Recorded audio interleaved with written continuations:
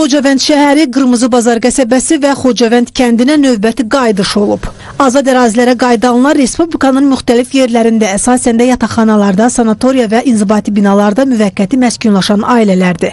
Bu mərhələdə Xocavənd şəhərinə 20 ailə olmaqla 81 nəfər, Qırmızı Bazar qəsəbəsinə 2 ailə olmaqla 9 nəfər, Xocavənd kəndinə isə 5 ailə olmaqla 17 nəfər köçürülüb. Doğma yurduna qayıdan sakinlər üçün təşkil olunan mərasimdə onlara yeni mənzillərin açarları təqdim edilib. Xocavənd rayonu Xocavənd kəndindənik. Gedəndə biz getmişik 6 dənə uşağımızla. 5 qızımız, 1 oğlumuz var idi evladımızla. Təzəcə ev tikmişdik. Hamı da bilir ki, yeganə o kənddə qalan bizim evdir. Tək bir dənə ev qalır, o da bizim evdir. Onda çox sağ olsun prezidentimiz, Ali Baş Komandanımız, hamısı çox təşəkkür eləyirik. Qəşəng remont eləyirlər.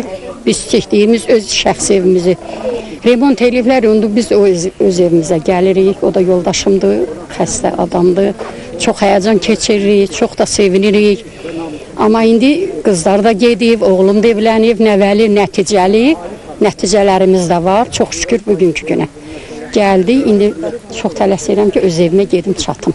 Buradan gedəndə mənim 23 yaşım olub. İndi yenidən vətənə qayıtmışam, 59 yaşım var. 3 evladım var, 3 nəvəm var. Uşaqlara həmişə bu barədə, rayonun barədə həmişə danışmışam. İndi də bugün prezidentimizə çox təşəkkür edirəm ki, axır ki biz yenə öz vətənimizə qayıtdıq. Şəhidlərimizə də Allah rəhmət eləsin.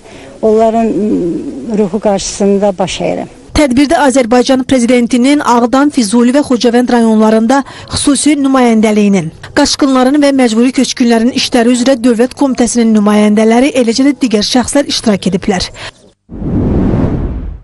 Kadr 247, dubl 3.